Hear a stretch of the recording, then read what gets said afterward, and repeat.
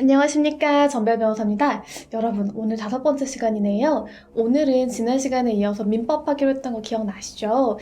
오늘도 약간 여러분이 어떤 걸 보면 좀 흥미있어 할까라고 고민을 하다가 최근에 많이 문제가 되어 있는 사안을 한번 가져와 봤습니다. 그것을 먼저 한번 살펴보고 그 다음에 민법의 추가적인 내용에 대해서 한번 살펴보도록 하겠습니다.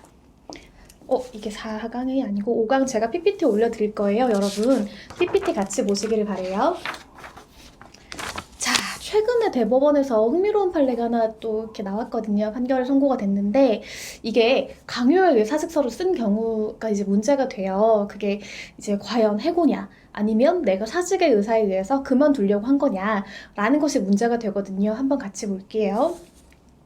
이 불법행위로 수사를 받는 대표에게 내부 고발자가 아니라는 사실을 증명하기 위해서 사직서를 제출했다라면 이게 과연 사직일까 해고일까 좀 애매할 수 있죠. 이 사안은 민법의 진위하에 있는 의사표시, 이따가 우리 의사표시를 볼 건데요. 그 내용, 의사표시의 흠결, 즉 의사표시에 문제가 있는 부분에 대한 해석의 문제거든요. 그것을 어떻게 바라볼 거냐에 관한 굉장히 중요한 판례예요. 이 근로자가 A거든요. A는 2008년에 C 회사에 입사해서 계속 일을 해왔던 근로자예요. C회사의 전 대표 B는 2007년경에 업무방해 등의 혐의로 이제 입건이 되게 되거든요. 수사를 받게 되는데 이 과정에서 A가 경찰서에서 참고인 조사를 굉장히 많이 받았어요. 그러니까 이제 이 C의 전 대표자였던 B가 여러 가지 문제를 일으켰고 그것을 잘 알고 있다고 생각하는 A에게 이제 계속 수사를 받게 한 거죠. B는 A를 자신의 사무실로 불러요. 그 다음에 어떤 내용으로 진술했는지를 물어보는 거죠. 그 다음에 A는 B에게 이런 과정에서 일신상 이유로 내가 사직한다 라는 내용의 사직서를 거기서 수기로 작성을 하게 돼요. 그리고 B가 원하는 대로 B에게 주는 거죠. 대표이사에게. 그리고 A의 사직서는 그 자리에서 수리가 돼버려요. 이후에 B는 유죄가 인정돼서 징역형을 선고받게 되거든요. 그 이후에 이제 벌어지는 일이에요. 서울고등법원 제38 민사부에서요, 지금 2020년이잖아요. 2020년 2월 11일에 선고를 했는데요. C 회사, 그러니까 단체인데 우리가 편의상 회사라고 할게요. C 회사에서 일하던 근로자 A가 C를 상대로 제기한 해고 무효 확인 소송에서 1심 판결을 취소하고 해고가 무효임을 확인해 주었어요. 즉, 아까 제가 말했던 그 A가 작성한 그 사직서 있잖아요. 그게 A의 진짜 내심의 의사에 따라 한 게 아니다 라고 인정을 줬거든요. 이게 진의에 따른 사직서가 아니다 라고 우리가 표현해요. 그러니까 진의라고 하면 진짜 내심, 진짜 마음이라고 생각하시면 되거든요. 그렇기 때문에 이를 수리한 회사 측 행위는 효력이 없다라는 거예요. 자, 왜 그런지 한번 같이 볼게요. 이 A는 B와의 대화, 아까 그 말씀드렸듯이 B가 이제 갑자기 A를 불러요. 대표이사가 직원인 A를 불러가지고, 뭐 어떻게 했길래 대체 이런 조사를 받게 되냐라고 하면서 A에게 뭐 네가 진짜로 내부 고발한 게 아니라면 나에게 사직서를 내놔 이런 식으로 되게 강압을 한 거예요. 그래서 A가 너무 억울했어요. 그러니까 일단은 쓰기는 썼는데 강압에 의해서 정말 쓰고 싶지 않았지만 정말 위해를 가할 것 같아서 어쩔 수 없이 쓴 거예요. 쓴 다음에 바로 노동조합에 가요. 이 회사에. 그래서 허위 진술을 나한테 막 강요를 했고 B가 그 다음에 협박을 받아 억울하게 사직서를 썼다 라고 하면서 자문을 구하고 바로 이제 그날 노조에 가입을 하고요. 그 다음에 이 사직서 쓴 3일 이후에 어떤 일을 하냐면 경찰서에서 다시 불러요. 다시 조사를 받거든요. 그러면서 A는 여기에서 B가 주모자가 아니라는 것을 나한테 확인시켜 줄 수 있냐라고 하면서 나한테 사표를 써줄 수 있냐 라고 지속적으로 협박하면서 요구를 했다고 해요. 이제 이런 것들을 구체적으로 진술을 했고요. 그리고 이 A는 더 나아가서 이제 C 회사가 사직서를 수리를 했잖아요. 그러자 바로 서울중앙지방법원에 직원 지위 확인 가처분 신청을 해요. 이게 뭐냐면 이제 해고를 당할 것 같으니까 이제 즉 자기가 작성한 사직서가 수리가 돼서 사직 처리가 될 것 같으니까 나 사실은 내 진의로 내 의사로 한 게 아니다. 저 사람이 강요하고 협박해서 의해서 한 거다라고 하면서 이제 가처분 신청을 하는 거예요. 나는 직원임을 확인해달라라는 그런 신청이고요. 그 다음에 아까 그 전 대표이사 B 있잖아요. 강요했던 사람. 그 사람을 강요 혐의로 고소를 제기를 하고, 그 다음에 서울지방노동위원회에 이제 부당해고 그 구제 신청을 하거든요. 우리가 해고 신청, 지금 민법 시간이지만 잠깐 제가 말씀을 드리면, 우리가 해고에 관한 거 두 가지로 할 수 있는데요. 첫 번째가 뭐냐면은 법원에 해고 무효 확인 소송을 제기하는 거고요. 두 번째가 지방노동위원회에다가 이제 부당해고 구제 신청을 하는 거예요. 근데 이분은 노동위원회에 먼저 가신 거죠. 자, 이 사건에서 이제 법원에서 A는 뭐라고 주장을 했냐면요. 그 근로자예요, 근로자. 경찰 조사에서 B에 대한 불리한 지수를 하지 않았다. 그리고 제보를 주동하지 않았다는 것을 본인이 증명하기 위해서 B의 요구에 따라 어쩔 수 없이 사직서를 쓴 것뿐이다. 내가 정말 쓰고 싶지 않았다. 그렇기 때문에 진위 아닌 의사표시에 따른 사직서 제출은 효력이 없다. 그리고 이 효력이 없음에도 불구하고 이 사직서를 수리해서 이제 처분을 한 것은 나에 대한 해고다. 라고 주장을 한 거예요.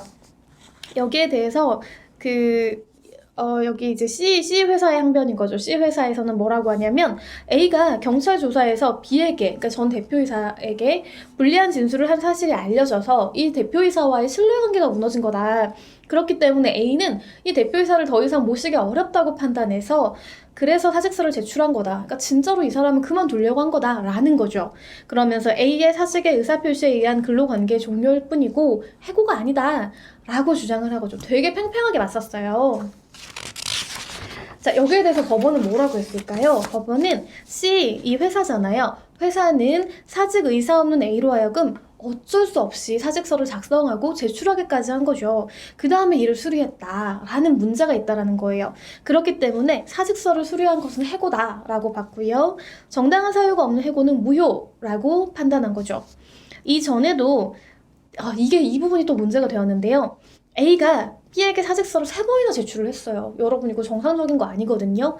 그러니까 어떤 회사에서도 일반적으로 우리가 해고라든지 사직서 제출하는 건 최악의 경우 혹은 제일 마지막에 행해지는 행위예요. 아무리 이 사람이 뭐 자기가 회사가 어떻고 힘들고 혹은 회사에서도 이 사람이 뭐 그렇게 어려운 사정이건 간에 모든 절차를 지켜야 돼요. 지켜서 해고 통보를 하든 아니면 내가 사직서를 쓰든 그렇게 행위를 하는데 이걸 3번이나 썼다라는 건요. 이 앞선 3번의 행위도 진짜가 아니었다는 거예요. 정말 그만둘 의사가 아니었고 그 일환으로 이번에도 작성됐다라는 취지인 거죠. 무슨 말이냐면 이 대표이사는 이 사람을 정말 내보낼 의사가 없어요. 그런데 자기에게 뭔가 유리한 행위를 하게 하도록 하기 위해서 자꾸 이 사람에게 너 이렇게 안 하면 사직서 써. 가져와. 네 충성을 증명해. 라고 하면서 사직서를 요구한 거 아니냐 라고 재판부가 본 거예요. 그리고 또 C회사는 뭐라고 했냐면 이전에 A가 3번이나 낸 것은 왜 그랬냐면 방만한 근무 태도가 문제가 되자 A가 자기가 스스로 반성하겠다는 취지로 작성한 것뿐이다 라고 해요. 자, 어때요? 이 말 자체도 그만둘 의사가 아니라 이 A가 반성할 의사로 낸 거다라고 읽히잖아요. 이것 때문에 재판부는 어떤 주장에 따르더라도 A든 C든 그죠? 근로자든 사용자든 A와 C 사이에서는 실제 사직 의사 없이 형식적으로 사직서가 작성된 경험이 있음을 알 수 있다라고 본 거예요. 그러니까 B가 이걸 받아간 행위가요. 그렇기 때문에 자신의 결백을 증명하려는 용도로 사직서를 제출했다. 라는 A의 주장이 더 합당하다는 거죠. 예전에도 그렇게 다른 의도로 썼고 그만둘 의도가 아니었으니까 이번에도 그렇게 보인다. 라고 판단한 거예요. 따라서 해고가 무효가 아니라는 1심을 취소했죠.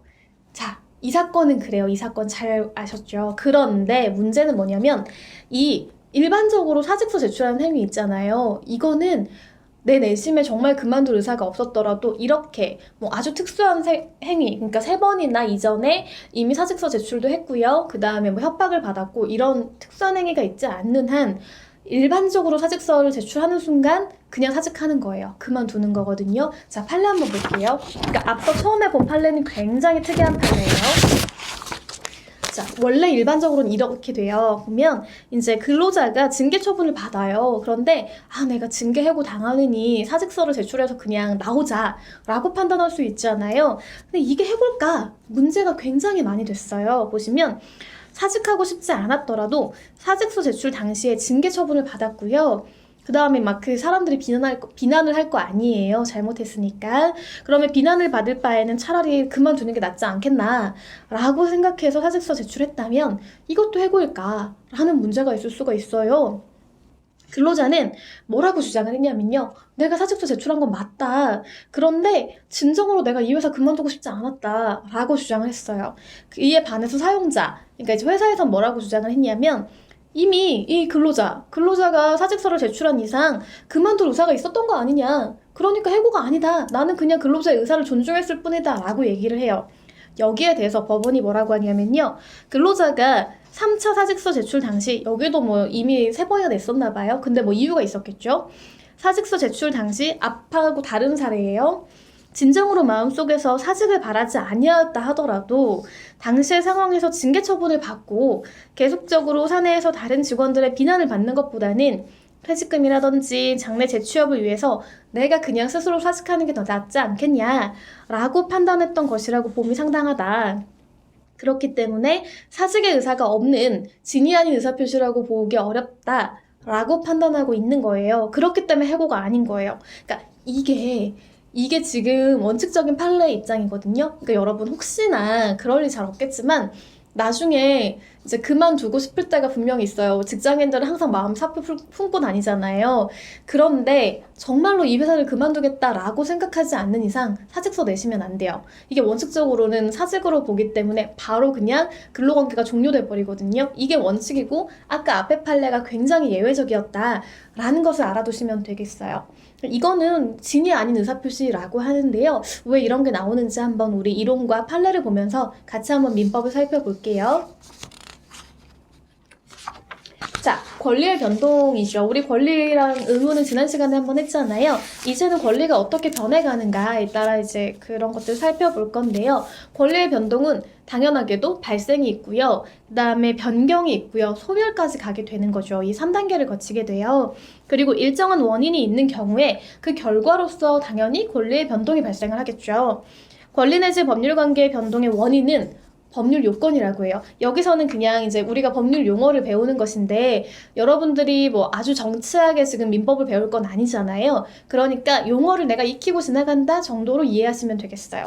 그래서 권리나 법률관계의 변동의 원인이 되는 것은 법률 요건이다 라고 알아두시면 되고요. 이 결과로 생기는 법률관계의 변동, 그러니까 뭔가 발생하고 변경되었을 때 이제 효과가 생기잖아요. 그거를 법률 효과라고 하거든요. 그리고 법률 요건은 아까 그 권리 내지 법률 관계 변동이 되는 원인이라고 했잖아요. 그게 뭐 법률 행위나 준법률 행위, 불법 행위, 부당이득, 뭐 사무관리 등 여러 가지가 있는데요. 이걸 하나하나 다 살펴보기에는 너무 복잡하고요. 우리가 법률 행위에 관해서만 한번 먼저 살펴볼게요. 이것만 살펴보시더라도 이래서 법적인 효과가 나타나는구나 라고 아실 수 있거든요. 자, 법률 행위 먼저 한번 살펴볼게요. 법률행위란 뭘까요? 많이 들어보셨지만 조금 추측하기 어려우실 수 있을 것 같아요. 이게 법학은 개념의 학문이기 때문에 먼저 이런 설명을 하게 되거든요. 한번 같이 볼게요. 의사표시를 불가결의 요소로 하고 의사표시의 내용대로 법률 효과를 발생하게 하는 사법상의 법률 요건이라는 거예요. 그러니까 뭔가 내가 어떤 내심의 의사, 내 마음에 있는 생각 같은 거라고 생각하시면 돼요. 그런 걸 가지고 표현을 하는 거죠. 그걸 표시라고 하거든요. 그런 것들을 했을 때 내가 표시한 내용대로 법률 효과를 발생하게 하는 요건이라는 거예요. 이 법률 요건에 해당하기 때문에 내가 어떤 법률 행위를 했다. 내 내심의 의사를 가지고 어떤 행위를 했다. 라고 한다면 법률 효과가 발생하게 되고요. 권리의 변동도 일어나게 됩니다. 그러니까 이게 바로 중요한 법률 행위의 개념이고요. 그렇다면 요건도 있을 거잖아요. 두 가지가 있어요. 하나는 성립 요건이고 다른 하나는 효력 요건이에요. 당연히 성립과 그 결과에 따른 효력은 중요하겠죠.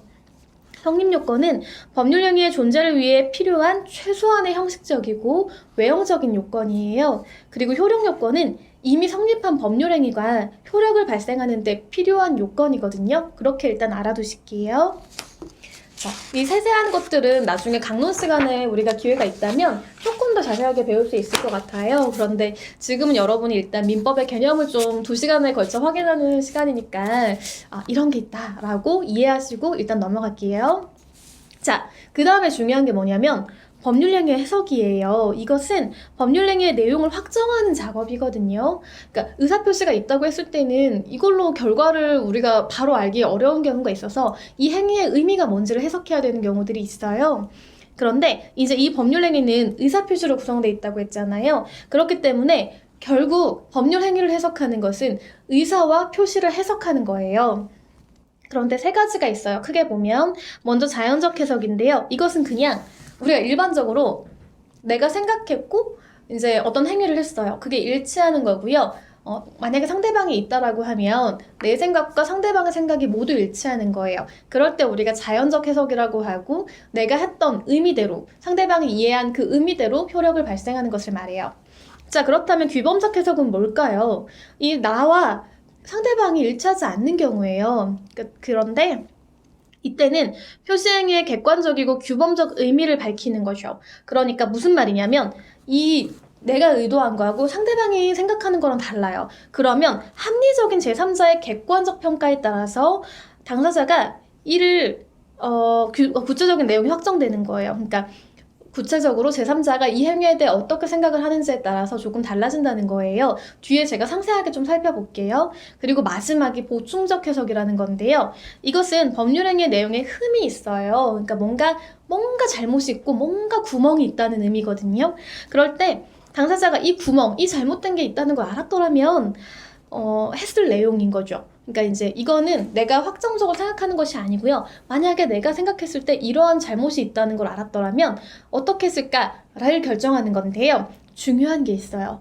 여기서는 당사자의 실제 혹은 주관적 의사를 고려하면 안 되겠죠. 왜냐하면 상대방은 전혀 모르는 거였으니까. 그게 아니고요. 계약의 목적이나 목적이에요. 거래 관행, 적용 법규, 신의칙 등 모든 사정이 고려되는 객관적이고 정당한 이익 조정 의사가 있어야 되는데요. 이게 무슨 말인지 판례를 통해 볼게요. 자, 아까 말씀드린 규범적 해석에 관한 예인데요. 대법원 1996년 10월 25일에 선고한 96-16049 판결이에요. 보시면 당사자가 표시한 문헌에 의해서 그 의미를 잘 모르겠어요. 객관적 의미가 드러나지 않아요. 그럴 때 법률행위를 어떻게 볼 것인가에 관한 판례거든요. 법률행위 해석은 당사자가 그 표시행위에 부여한 객관적 의미를 명확하게 확정하는 것이다. 그렇기 때문에 서면에 사용된 문구에 구애받는 것은 아니다.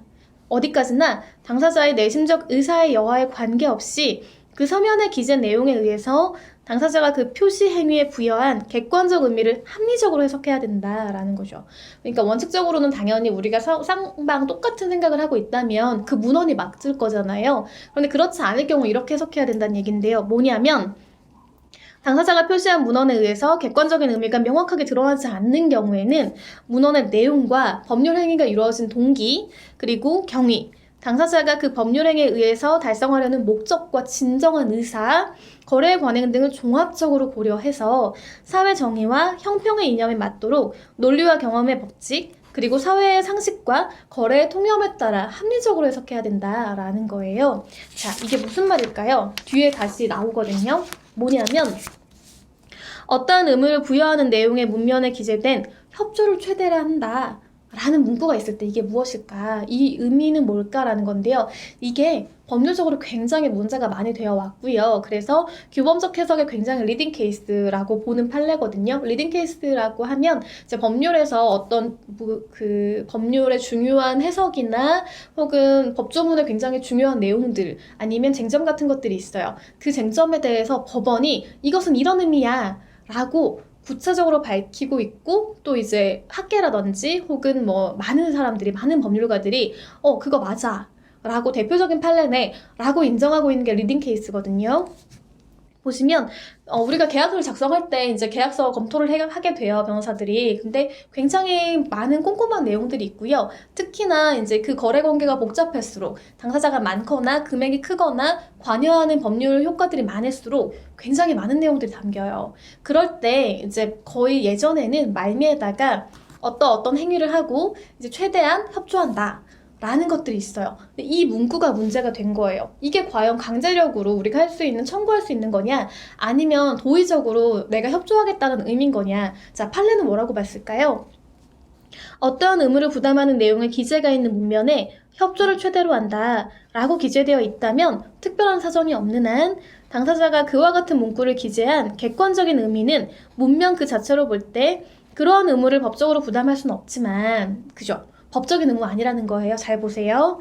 그렇지만 사정이 허락하는 한 이행을 사실상 하겠다. 이거 좀 문구 말이 헷갈릴 수 있어요. 처음 보시면. 저도 처음에 뭐지? 약간 이렇게 1학년 때 생각했던 경험이 있는데요. 뭐냐면 이게 내가 법률적으로 꼭 해야 되는 일은 아닌 거예요. 그래서 상대방이 이 문구가 있어도 나한테 뭐 강제로 이걸 해달라라고 소송을 제기할 수는 없다는 거예요. 제기할 수는 있지만 법원에서 이 문구를 근거로 강제 집행을 한다거나 하기는 어렵다는 거예요.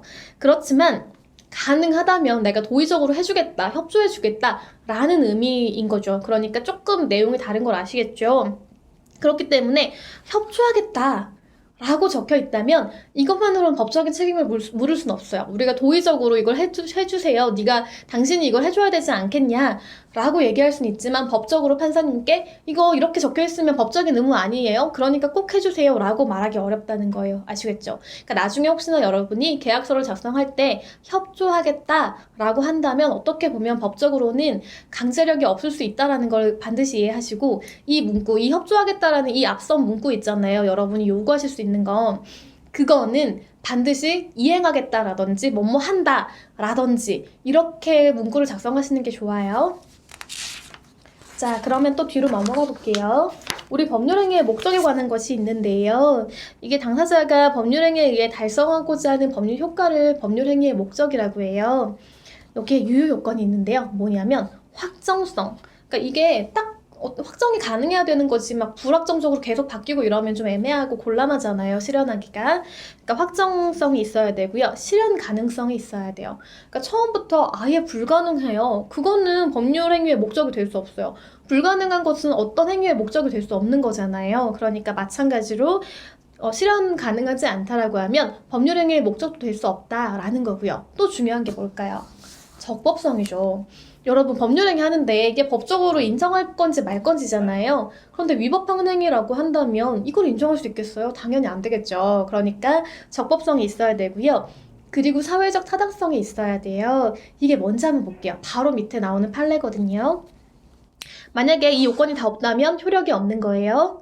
대법원이 2000년 2월 11일에 선고한 99-49064 판결이에요. 그러니까 제가 여기서 가져오는 판결들이 이제 간혹 오래된 판결들이 있을 수가 있는데 이게 옛날 자료라 그런 게 아니고요. 여기 나오는 그 판례들이 굉장히 중요한 것들을 담고 있어요. 그래서 과거에 이렇게 판결을 땅땅땅 하고 내리셨잖아요.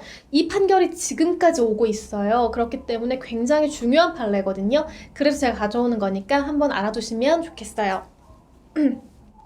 여기 보시면 오로지 보험사고를 가장해서 보험금을 취득할 목적으로 체결한 생명보험계약 어때요?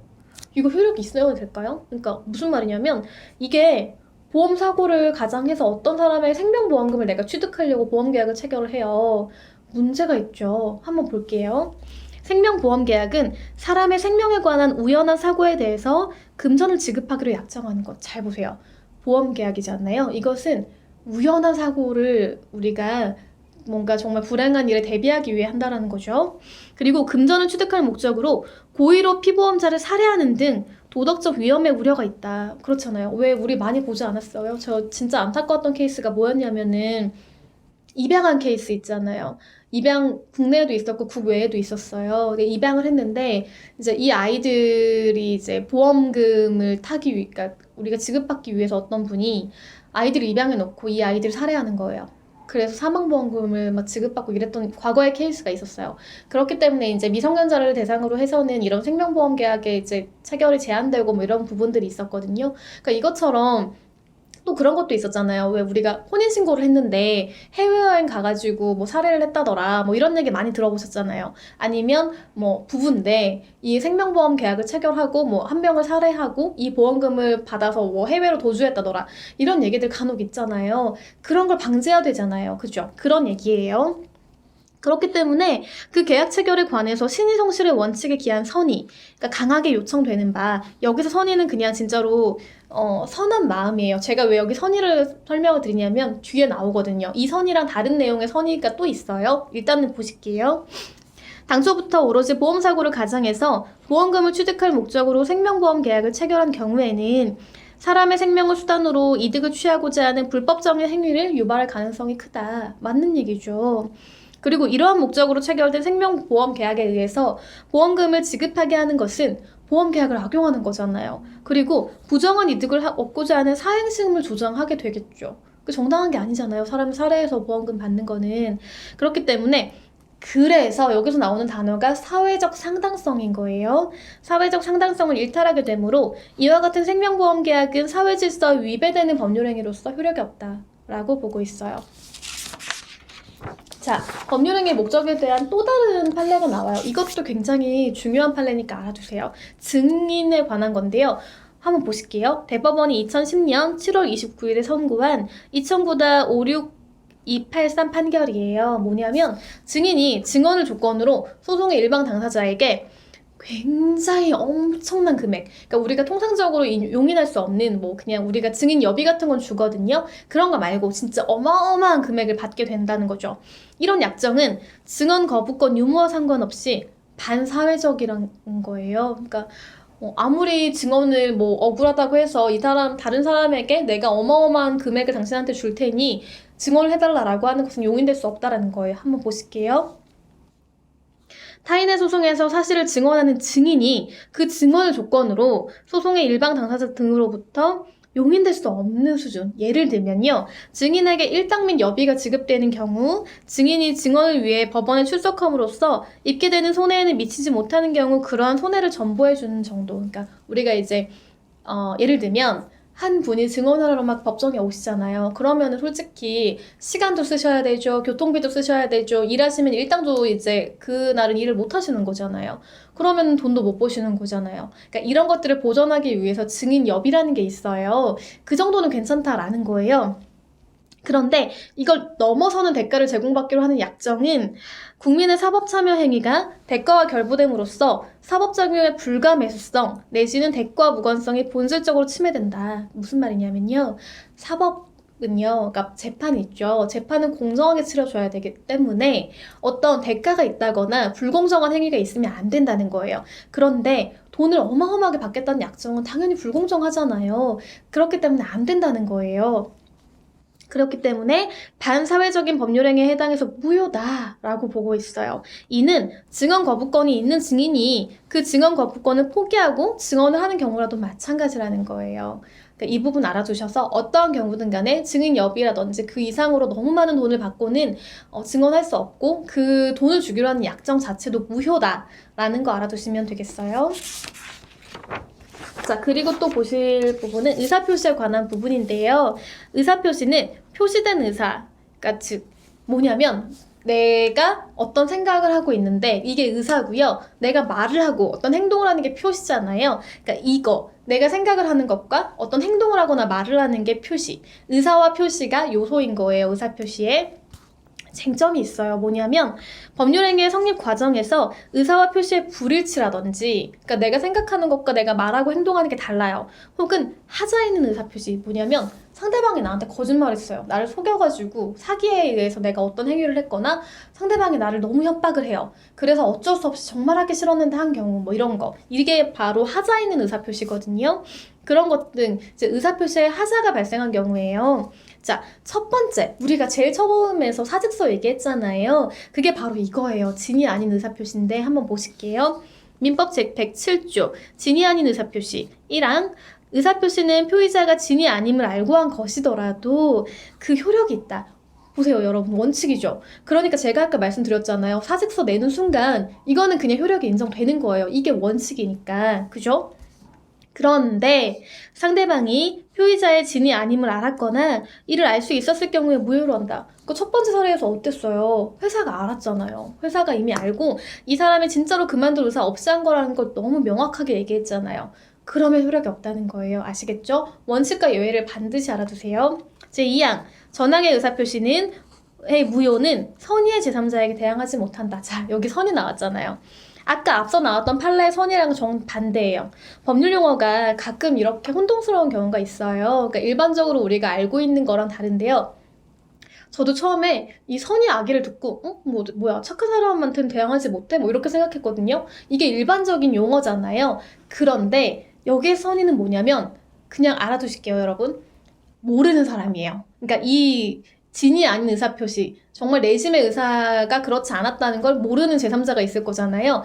그 사람에게는 이 무효의 효력을 미칠 수 없다는 거예요. 만약에 이제 여기 뒤에 악이라고 나오거든요. 그러면 선의의 반대, 그러니까 우리가 아까 선의는 몰랐다잖아요. 그럼 악의는 아는 사람이라고 생각하시면 돼요. 우리가 일반적으로 아는 선악이 아니에요. 그러니까 그거 이해하시고 넘어갈게요. 자, 개념이 뭐냐면 의사와 표시가 일치하지 않는 거예요. 표시행위의 의미가 표의자.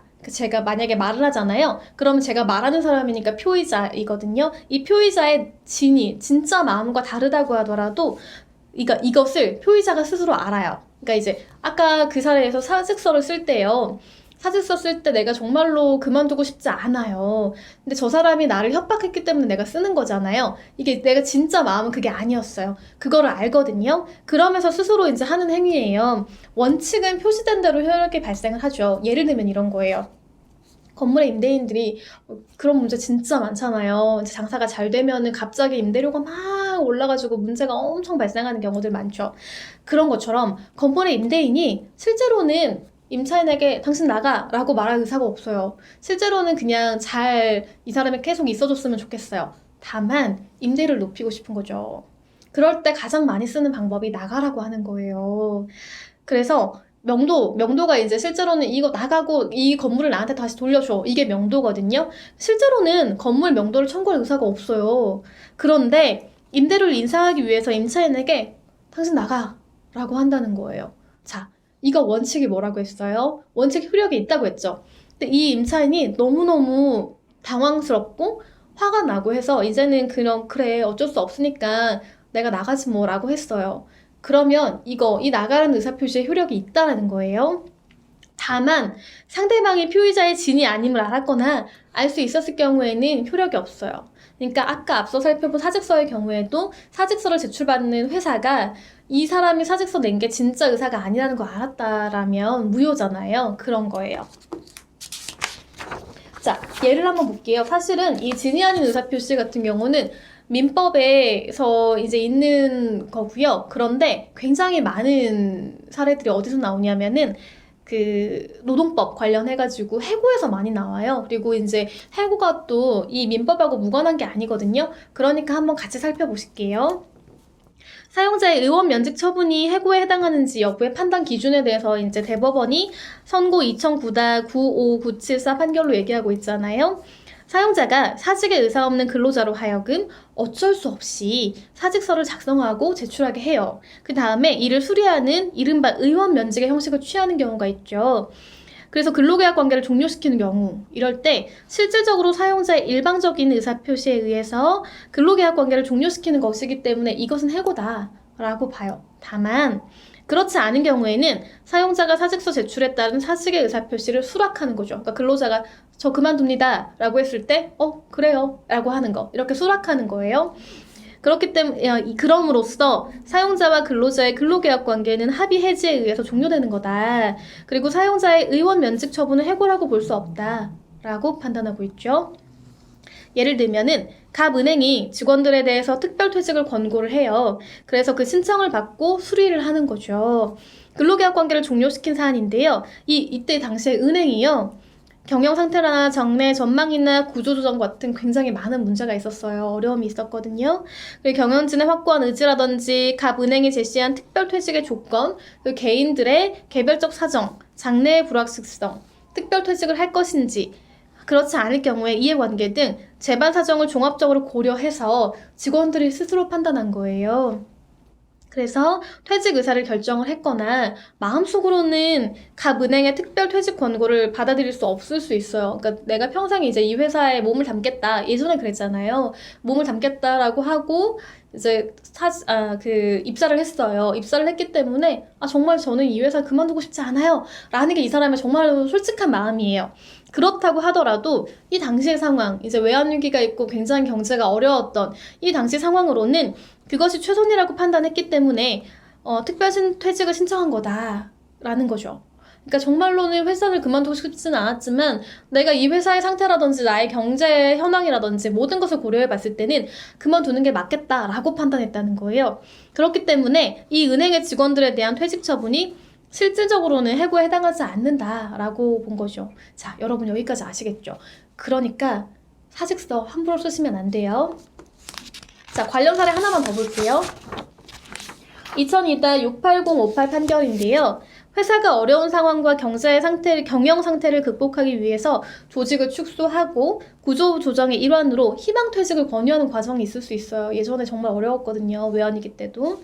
그럴 때 재택근무를 신설하고 재택근무 인사 발령이 나면 불이익이 클 거다 라고 암시를 줬어요. 그러면서 실제로 무보직 발령을 하고 역발령을 낸 사실이 있어요. 네, 그렇다고 하더라도 근로자의 판단 하에 희망퇴직원이 제출이 되었고요. 회사가 이를 수락함으로써 퇴직 처분이 이루어졌다라고 하면 이건 해고가 아니라는 거예요.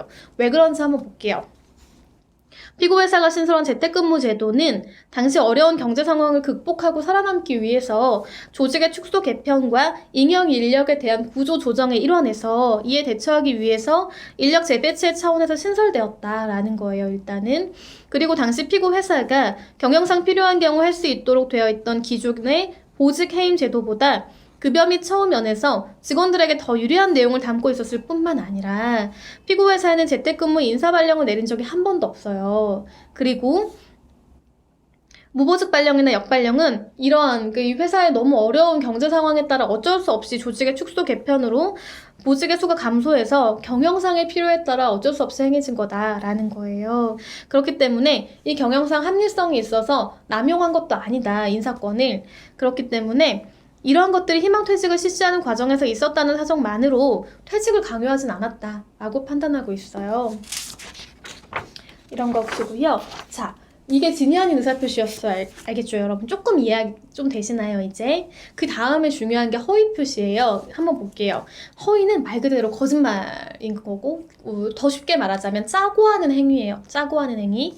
우리가 통정 허위 표시라고도 얘기를 하는데 뭐냐면 상대방과 서로 짜고 하는 진이 아닌 거짓말, 허위의 의사표시예요.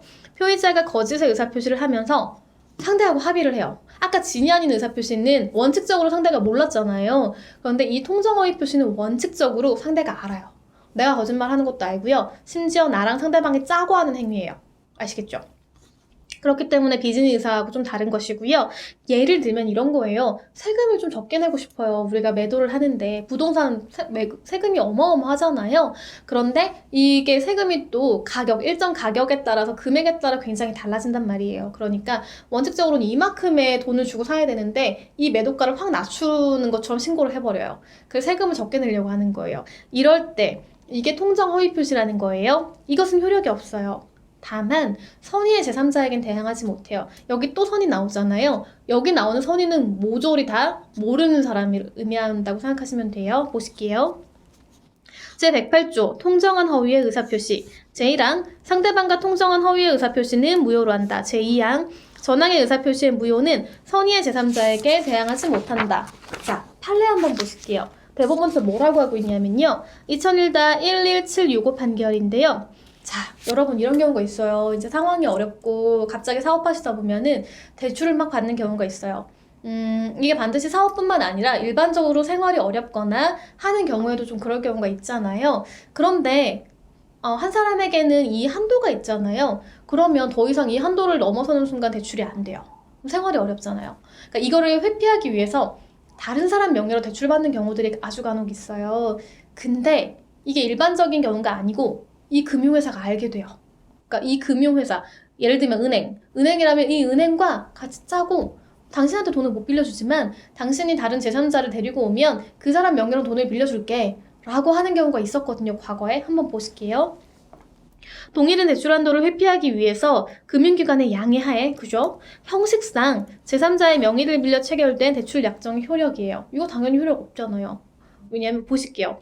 동일인에 대한 대출액 한도를 제한한 법령이나 금융기관 내부 규정을 회피하기 위해서 실질적인 주채무자가 실제 대출받고자 하는 채무액에 대해서 제3자를 형식상의 주채무자로 내세우고 금융기관도 이를 양해해서 제3자에 대해서는 채무자로서의 책임을 지우지 않을 의도하에 제3자 명의로 대출 관계 서류를 작성받은 경우. 무슨 말이냐면 일단은 A가 있어요. 그리고 금융회사인 B가 있을 거잖아요. 이 은행. A가 막 대출을 받으러 가요. 근데 B가 당신 보니까 대출 한도가 초과됐어요. 이제 안 돼요. 그러면서 이제 A가 사정을 해요. 아, 정말 너무 사업이 어렵고 한 번만 더 대출 받으면 이거 바로 갚을 수 있는데 해주셔야 되지 않겠냐. 사정을 하니까 그러면 이제 B가 너무 딱한 거죠. 이제 요즘은 안 그러는데 옛날에는 그랬던 것 같아요. 너무 딱하니까 사장님, 그러면 당신 말고 당신을 대신할 이름을 하나 가져와라. 다른 사람의 명의로 내가 대출해줄 수 있다. 다만 이제 이 사람이 아니라 사장님께 대출 책임을 묻겠다라고 얘기를 해요. 오케이.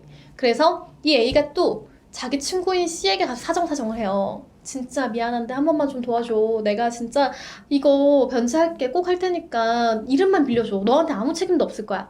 라고 했어요.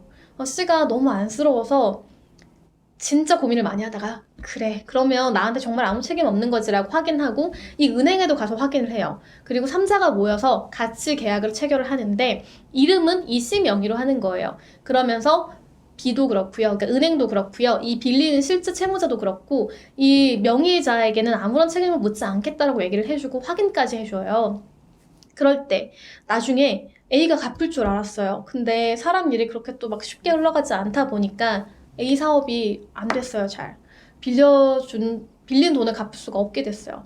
그랬더니 갑자기 C가 돌변을 해요. 아, B가 돌변을 해요. 이 금융회사, 은행이 갑자기 C한테 막 가요. 그래서 돈 내놔. 돈 주세요. 돈 내놔가 아니죠. 죄송해요. 돈 주세요. 돈 갚으세요. 라고 하는 거죠. 왜냐면 은행은 어쨌든 명의자한테 청구를 하게 돼 있거든요. 근데 딱 보니까 명의자가 C예요. 그러면 이 은행 B는 당연히 C에게 청구를 하게 되겠죠. 그랬더니 C가 너무 황당한 거예요. 무슨 소리예요? 내가 명의만 내 이름인 거 당신 알잖아요. 이렇게 얘기하면서 나는 내가 진짜 1원도 갖다 쓴 적이 없고 당신이든 A든 간에 어쨌든 이 은행의 채무는 내 채무가 아니고 A의 채무인 거 이미 다 확인했지 않냐라고 하면서 다 얘기를 해요. 법원 뭐라고 할까요?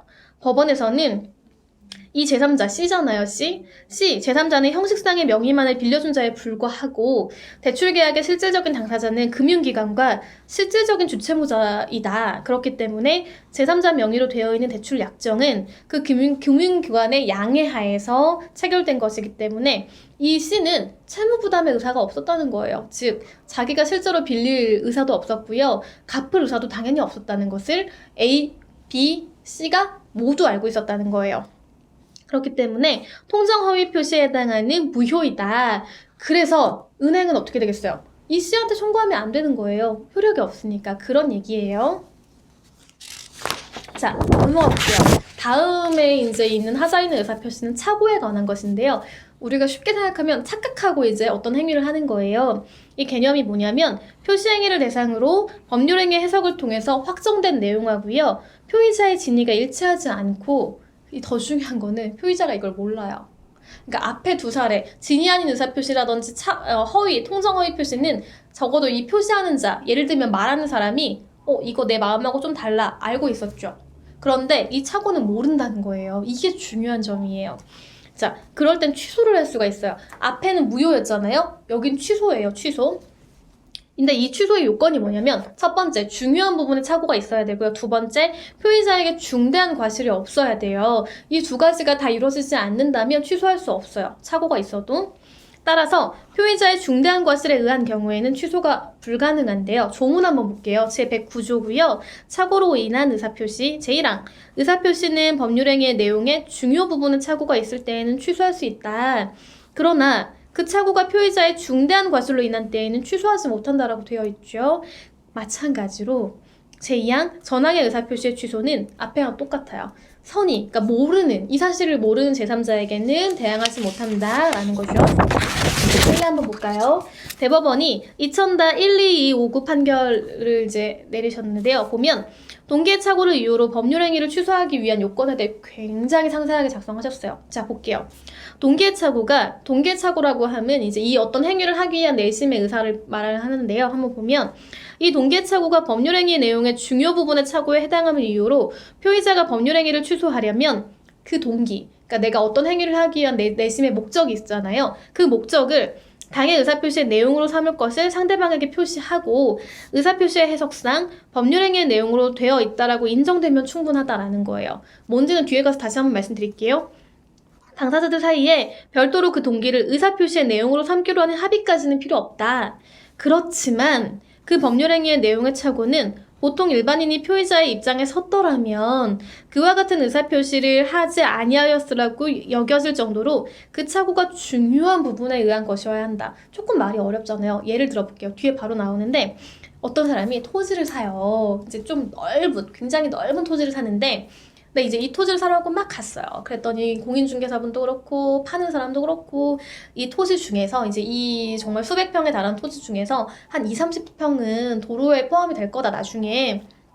그런데 괜찮겠냐? 그래서 그만큼의 비용을 깎아주겠다라고 하겠죠. 그래서 오케이, 뭐 2, 30평이면은 뭐 내가 수백 평, 수천 평을 사는데 그 정도 괜찮지 않겠어요. 도로 생기면 뭐 나도 좋지 라고 하면서 산 거예요. 그랬는데 그러니까 여기다 집을 지으려고 사신 거거든요. 근데 와 실제로는 이 전체 면적의 30%나 도로로 편입돼 버린 거예요. 그러니까 내가 수백 평을 사가지고 이제 이것을 집도 짓고 뭐 이것저것 하려고 했는데 원래는 2, 30평이면 끝났을 거잖아요. 그래서 매도인도 그것을 확인하고 금액을 그 정도만 빼준 거예요. 근데 알고 보니까 지금 30%나 이제 편입이 돼버리면은 어때요? 뭐 집도 지으려고 했던 것만큼 못 지을 거고요. 뭐 혹은 다른 걸 한다라고 하면 그것도 자기가 계획했던 것만큼 못하고 현저히 거의 3분의 1 정도가 잘려나가는 거잖아요. 이거는 굉장히 중요한 부분의 착오잖아요. 이럴 때 취소를 할 수 있다는 거예요. 한번 보실게요. 착오에 의한 의사표시에서 취소할 수 없는 표의자의 중대한 과실이라고 하면요. 표의자의 직업, 행위의 종류, 목적 등에 비추어서 보통 요구되는 주의를 현저하게 결여하는 것. 그러니까 뭔가 과실이 있거나 이 사람의 직업이나 나이라든지 연령이나 교육 정도 그 모든 것들을 살펴봤을 때 보통 이 정도면 알아야 된다라는 거죠. 근데 그것을 그냥 뭐 주의를 기울이지 않아서 몰랐을 때 그때 취소가 안 된다는 건데요. 이 사안에 대해서는 이 도로 편입이라는 것은 사실은 굉장히 뭐 행정적으로 많이 변경될 수 있는 부분이고요. 이거에 대해서는 공인중개사가 이미 확인을 해준 부분이고 이제 매수인도 한번 확인을 해봤을 때 정확하게 뭐 아주 정확하게 몇 %까지는 안 나왔지만 이렇게 30%까지 3분의 1에 달하는 그런 것들이 없어질 거라고는 예상하기가 어려웠어요. 그렇기 때문에 이 중대한 과실이 이 매수인, 그러니까 사는 사람에게는 과실이 중대하지 않았다라는 거예요. 그래서 이걸 취소할 수 있다라고 판단한 거죠, 법원에서. 그리고 또 중요한 게 이 착오에 대한 입증 책임은 누가 지어야 될 것인가 라는 건데요. 우리가 이제 민사소송 같은 경우는 뭐가 있냐면 변론주의예요. 그렇기 때문에 주장하는 사람이 이걸 입증해야 돼요. 무슨 말이냐면 예를 들어 지금 이런 경우에 이제 첫 번째로는 매도인이 매매대금 전부 지급해달라 라고 할 거잖아요. 그러면은 매매 계약이 있었다는 사실은 매도인, 파는 사람이 입증을 해야 되고요. 이에 반해서 이 사람 너무 억울하잖아요. 자기 3분의 1 토지가 날아가 버렸는데 이것은 오히려 이제 이 3분의 1이 없고 3분의 2만으로는 자기가 원했던 걸 할 수도 없어요. 그럼 이 계약 취소해야 되잖아요. 그럴 때 자기한테 과실이 없고 이게 착오가 있었다라는 것들을 이 주장하는 사람, 착오가 있음을 주장하는 사는 사람, 매수인이 입증을 해야 된다는 거예요. 그렇죠. 그러니까 착오에 대한 입증 책임은 주장하는 사람이 입증해야 된다는 거예요. 자, 법원이 또 이거에 대해 판단을 했는데요. 2007-74188 판결이거든요. 착오를 이유로 의사표시를 취소하는 자는 법률행위 내용에 착오가 있었다라는 사실하고요. 그 착오가 의사표시에 결정적인 영향을 미쳤다는 점, 즉 만약에 이 착오를 내가 하지 않았다라고 하면, 그러니까 예를 들어 원칙적으로 이제 여기 3분의 1이나 없을 걸 알았다라고 하면 이 매매대금 주고 안 샀겠죠. 그리고 이 3분의 1이 없으면은 건축을 못 하는데 당연히 안 샀겠죠. 그런 거예요. 이제 이런 거 착오가 없었더라면 의사표시를 하지 않았을 것이라는 점을 증명해야 된다라는 거죠. 알았더라면 하지 않았을 거다 이런 것들. 자, 그 다음에 또 뭐가 있냐면요. 사기라든지 강박에 의한 의사표시가 있어요. 뭐냐면 표의자의 자유로운 의사에 기인하지 않고 타인으로부터 부당한 간섭을 받아서 이제 하는 경우가 있어요. 우리가 사기에 대해 굉장히 많이 알고 있잖아요. 그러니까 다른 사람이 나에 대해 거짓말을 해서 내가 이 행위를 하고 그 거짓말한 상대방이 이득을 얻는 게 사기잖아요. 강박은 뭐냐면 예를 들어 협박이라든지 폭행이라든지 어떤 행위들을 해서 나를 강압을 해서 어떤 내가 행위라든지 어떤 말이라든지 법률행위, 계약을 하거나 이런 것들을 하게 하는 행위인데 한번 보실게요. 자, 민법 제110조에 나오는데요. 사기, 강박에 의한 의사표시라고 되어 있어요. 제1항, 사기나 강박에 의한 의사표시는 취소할 수 있다라고 되어 있고요. 제2항, 상대방이 있는 의사표시에 관해서 제3자가 사기나 강박을 행한 경우에는 상대방이 그 사실을 알았거나 알 수 있었을 경우에 한해서 그 의사표시를 취소할 수 있다는 거예요. 제3항, 제2항, 이게 두 가지죠. 앞서 이 두 가지 항의 의사표시의 취소는 마찬가지로 몰랐던 자, 선의의 제3자에게 대항하지 못한다라는 건데 뭔지 한번 뒤에서 볼게요. 일단은 사기에 의한 의사표시는요. 타인의 고의적인 기망 행위로 인해서 착오에 빠져서 하는 행위예요. 뭐냐면은 이게 상대방이 실수로 그런 게 아니고요. 처음부터 내가 저 사람 속여야지. 저 사람 속아서 나한테 뭐 돈을 어마어마하게 투자하게 해야지. 혹은 뭐 나한테 돈을 빌려주게 해야지. 뭐 이런 식으로 기망, 즉 속이는 것. 그러니까 타인의 고의적인 기망 행위라는 거고요. 강박은 뭐냐면 표의자, 그러니까 말을 하든 어떤 법률 행위를 하든 그런 사람이요. 상대방이 강박 행위를 해요. 협박을 하든 폭행을 하든 이런 안 좋은 억압 행위를 한단 말이에요. 그것으로 인해서 공포심을 느끼고 한 행위예요. 이게 강박이에요.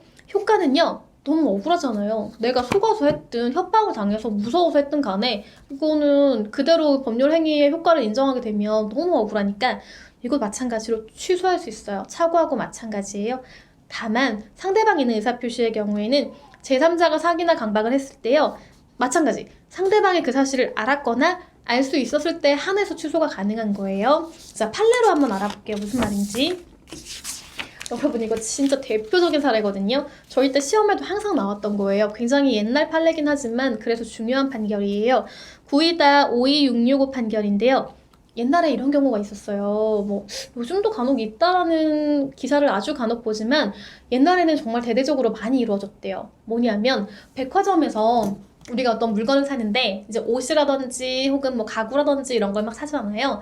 근데 백화점에서 뭔가 세일을 하거나 50%막 이러면은 굉장히 득템, 횡재한 느낌이잖아요.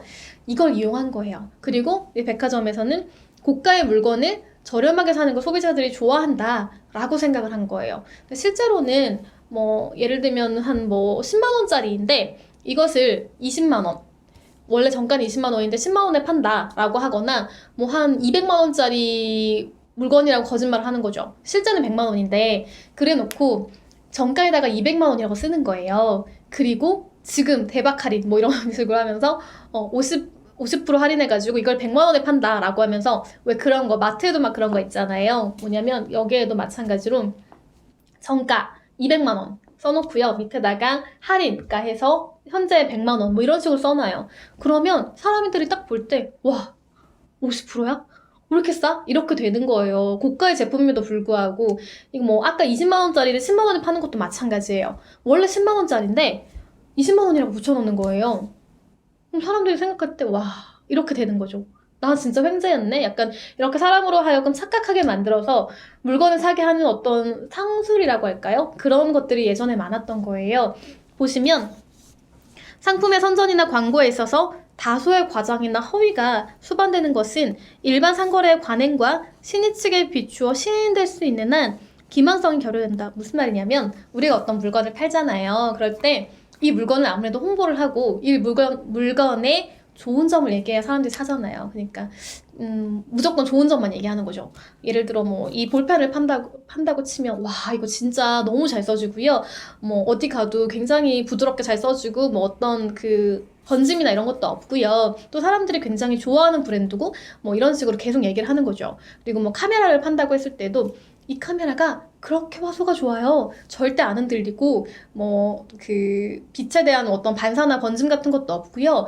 와 굉장히 어마어마한 카메라예요. 뭐 이 정도로 얘기를 하는 거죠. 그러니까 이렇게 보통은 상품에 대해서 굉장히 과장이나 어떤 수반되는 우리가 용인할 수 있는 좋은 점들만 얘기한다라고 일반적으로 이제 인식을 하고 있잖아요. 거기까지는 오케이라는 거예요. 그것은 기망이라고 볼 수는 없다라는 거예요. 그렇지만 거래에 있어서 중요한 사항에 관해서 구체적 사실을 신의 성실에 비추어 비난받을 정도의 방법으로 허위로 고지한 경우는 얘기가 달라진다는 거예요. 뭐냐면 입점 업체들이요. 고객들이 저가품보다는요. 고가품을 정산 판매보단 할인 판매를 좋아한다는 걸 알았어요.